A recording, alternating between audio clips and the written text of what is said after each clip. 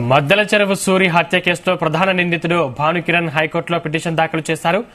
ఇప్పటికే భానుకిరణ్ కి యావజ్జీవ కారాగార శిక్ష విధించింది నాంపల్లి కోర్టు. అయితే ఈ తీర్పును సవాల్ చేస్తూ హైకోర్టులో పిటిషన్ వేశారు. తనకు హైకోర్టు బెయిల్ మంజూరు చేయాలని తన పిటిషన్లో కోరారు. ఈ పిటిషన్పై విచారణ జరిపిన హైకోర్టు తీర్పును రిజర్వ్ చేసింది.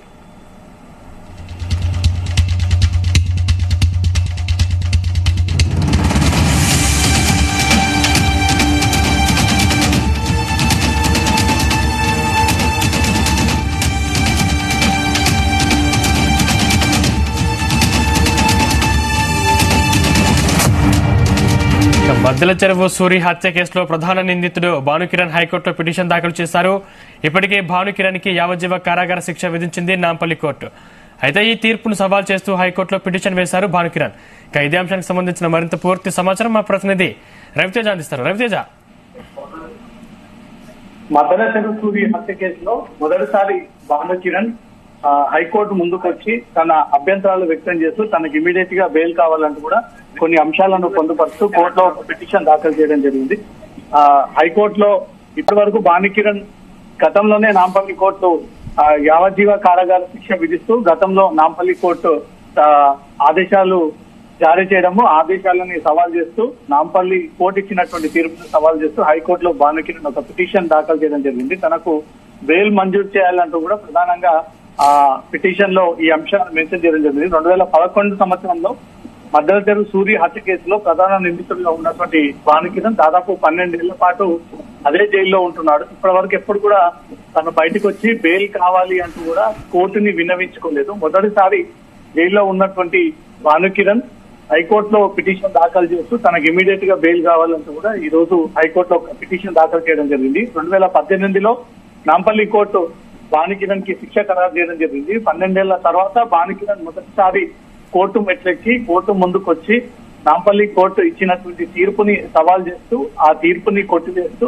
తనకు బెయిల్ మంజూరు చేయాలంటూ కూడా తన ప్రార్థన పెట్టుకుంటూ ఈ రోజు కోర్టులో ఒక పిటిషన్ దాఖలు చేయడం జరిగింది. పిటిషన్ పైన విచారణ జరిపినటువంటి ఉన్నత తెలంగాణ న్యాయస్థానము తీర్పుని రిజర్వ్ చేయడం జరిగింది. తన అభ్యంతరాలు కూడా విన్నది. అటువైపుగా పోలీసుల తరఫున ప్రభుత్వం తరఫున న్యాయవాదులు కూడా దీనిపైన వాదనలు వినిపించడంతో రెండు వైపు నుంచి వాదనలు విన్నటువంటి కోర్టు తీర్పు రిజర్వ్ చేయడం జరిగింది. 2011లో భానుకిరణ్, మద్దల చెరువు సూరి, మన్మోహన్ అనే ముగ్గురు వ్యక్తులు కలిసి ఎస్ఆర్ నగర్, మోతీనగర్ ప్రాంతంలో తన న్యాయవాదిని కలిసి తిరిగి జూబ్లీహిల్స్ వైపు వస్తూ ఉండగా అదే కారులో ఉన్నటువంటి భానుకిరణ్ తన చేతిలో ఉన్నటువంటి తుపాకీని మద్దల చెరువు సూరి పైన ప్రయోగించడము, అప్పటికి మొదటి బుల్లెట్ తగలడం, రెండో బుల్లెట్ తీవ్రంగా తగలడంతో భానుకిరణ్ ఇమీడియట్ గా మద్దల చెరువు సూరి అక్కడే పారిపోవడము, అక్కడ పారిపోయి మాదాపూర్ నుంచి తన స్నేహితులు తీసుకొని సూరి పారిపోవడము, తర్వాత పోలీసులు దీనిపై స్పెషల్ ఇన్వెస్టిగేషన్ టీమ్స్ ని ఏర్పాటు చేసి బెంగళూరు వైపు పారిపోయినటువంటి సూరిని తీసుకొచ్చి అతనికి జైలు శిక్ష విధించడం జరిగింది. సూరికి, మద్దల చెరువు సూరికి, భానుకిరణ్ కి ఇద్దరు కూడా ముఖ్య అనుచరుడే. మద్దల చెరువు సూరికి భానుకిరణ్ అత్యంత ముఖ్య అనుచరుడు.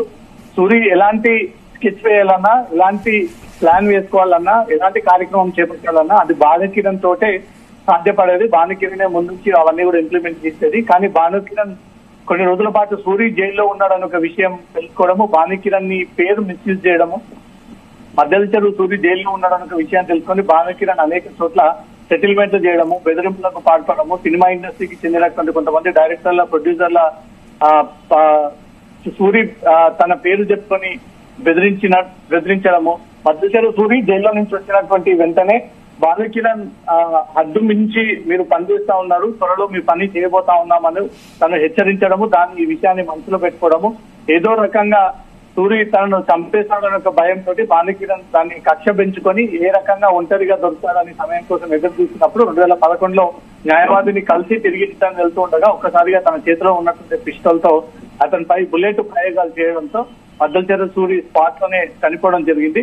ఈ కేసు ఇన్వెస్టిగేషన్ సంబంధించి కన్ఫెషన్ కూడా భానుకిరణ్ నుంచి పోలీసులు సేకరించినప్పుడు సూరి తనకు తగిన ప్రాధాన్యత ఇవ్వలేదని, తనకి ఆ ప్రియారిటీ ఇవ్వలేదని, అనేక సార్లు సూరిని నమ్ముకొని నా జీవితం గడుపుతా ఉన్నానని, ఎన్ని రోజుల పాటు మద్దల చెరువు సూరితో కలిసి ప్రయాణం చేసినా నాకు ఆ ప్రాధాన్యత దక్కలేదు. దాంతో పాటు ఎప్పుడు పడితే అప్పుడు బండుబూతులు తిట్టడము, తనను దూషించడము, తను అవమానించడము, దాంతో పాటు జైల్లో నుంచి బయటకు వచ్చినటువంటి వెంటనే సూరి హెచ్చరించినట్టు, తనను బెదిరించినట్టు ఇవన్నీ మనసులో పెట్టుకుని భానుకిరణ్ తనను చంపాల్సి వచ్చిందంటూ కూడా పోలీసుల కన్ఫెషన్ లో ఒప్పుకోవడము, ఇవన్నీ కూడా రుజువు కావడంతో అతనికి నాంపల్లి కోర్టు యావజ్జీవ శిక్ష విధిస్తూ అప్పుడు కోర్టు 2018లో ఉత్తర్వులు ఇష్యూ చేయడం జరిగింది. దాన్ని సవాల్ చేస్తూ భానుకిరణ్ మళ్ళీ జైల్లో నుంచి వచ్చి హైకోర్టులో ఒక పిటిషన్ దాఖలు చేయడం జరిగింది. ఇప్పుడు ఎందుకు జైల్లో నుంచి బయటికి రావాలనుకుంటున్నాడు అనే దానిపై మాత్రం తీవ్ర చర్చనీయాంశంగా మారింది. అసలు టీడీపీ ప్రభుత్వం పోయి వైసీపీ ప్రభుత్వం అధికారంలోకి వచ్చింది. ఇటీవల తెలంగాణలో కూడా బీఆర్ఎస్ ప్రభుత్వం కోల్పోయి కాంగ్రెస్ ప్రభుత్వం అధికారంలోకి వచ్చింది.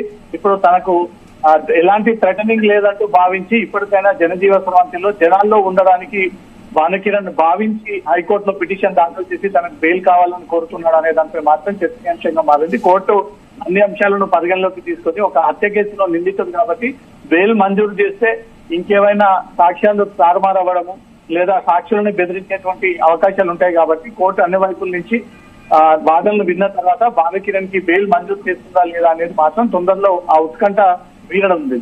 Sandeep. Right, thank you Raviteja.